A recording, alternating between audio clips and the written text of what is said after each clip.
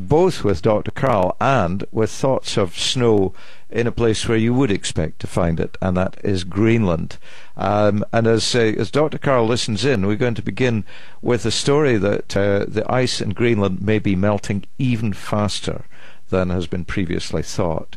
And it may be linked to those devastating wildfires in the middle of the United States. Dr. Jason Box, the founder of the project called Dark Snow, is here to tell us what that's all about. Hello, Dr. Box. Hello, it's good to be here. Good to have you with us. Now, a lot of people can be found now who are observing Greenland, but I believe you've made, 23 trips to Greenland? That's correct. And each time, I mean, can you tell us what kind of changes you have seen in Greenland since you made your very first trip?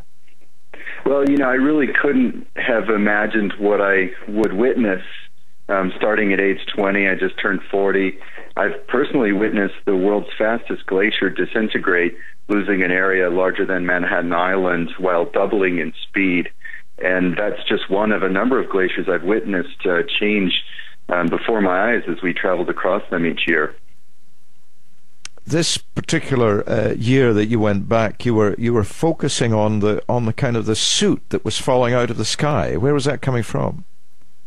Right. I was on my way to Greenland, and the fires in my home state of Colorado were burning, and that's when the light went off in my head.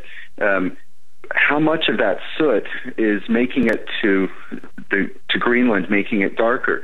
We already knew that the reflectivity was dropping. We had documented that in a recent study. But that piece of the puzzle, we still cannot separate the soot factor from the melt factor. And so we launched this project, and we're crowdfunding this. We're engaging in citizen science and asking for small donations at darksnowproject.org to see if we can get up to Greenland, make snow samples, and identify soot. We've later learned that the fires are burning across the Arctic in tundra, and those tundra fires have increased in duration as climate has warmed. So the story has gotten richer, and there's a lot more to the story as our project has been gaining momentum. So, as you say, the buzzword here is feedback loop, isn't it? Because the more ash falls on the snow, the darker the snow becomes, and the more the snow starts to absorb the heat of the sun. That's right. Warming, it rounds the grains. The ice crystals are jagged, but warming makes them more round and less scattering of the light. And that feedback, as you said, leads to more sunlight absorption. And then there's the soot. And that's like a multiplier in that feedback process, amplifying it further. And we want to put some numbers on that. We have some numbers on the reflectivity decline, but we need to know the concentration of the soot in the snow. So we want to go core down to last summer layer, just about a couple meters down in a few key areas, and then take those samples back to the lab. We've got some new instruments to not only measure the soot concentrations, but even identify the source regions and whether that's industrial soot or wildfire soot.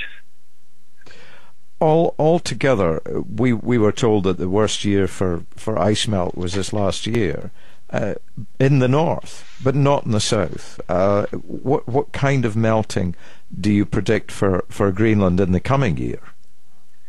Well, for 6 summers in a row, this has been astonishing.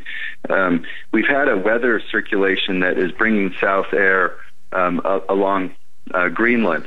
That's making it heat up much faster than predicted in climate models. That the models don't represent this changed weather pattern, which frankly is affecting.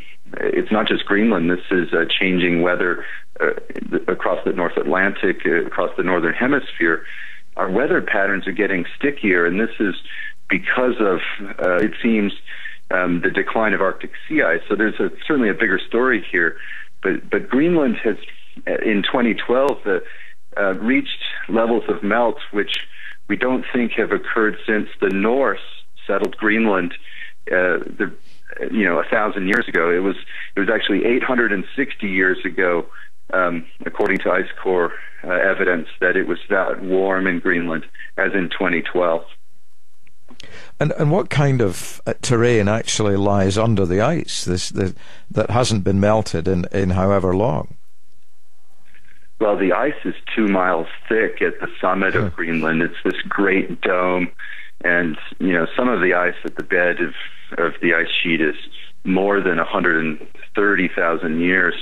But it's the winter snow cover, just at the last year of accumulation, that when that melts off in the lower reaches of the ice sheet, it exposes a dark glacier ice surface, and that absorbs much more sunlight.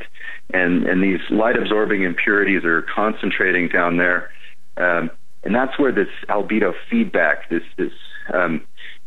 amplifying process is operating.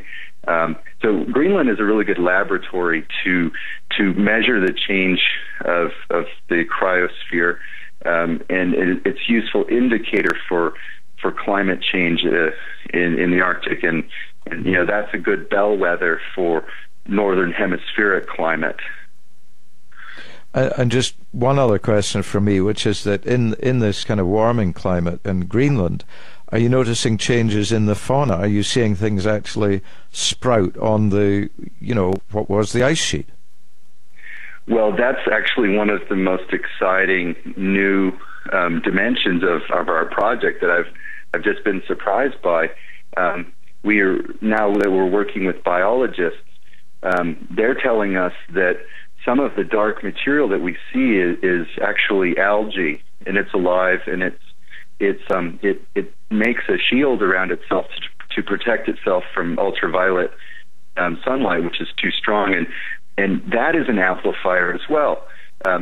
If there's more of a melt season, this algae needs water, and so it just represents another feedback process, in this case from a life form, that's another amplifier that just isn't in the climate models yet.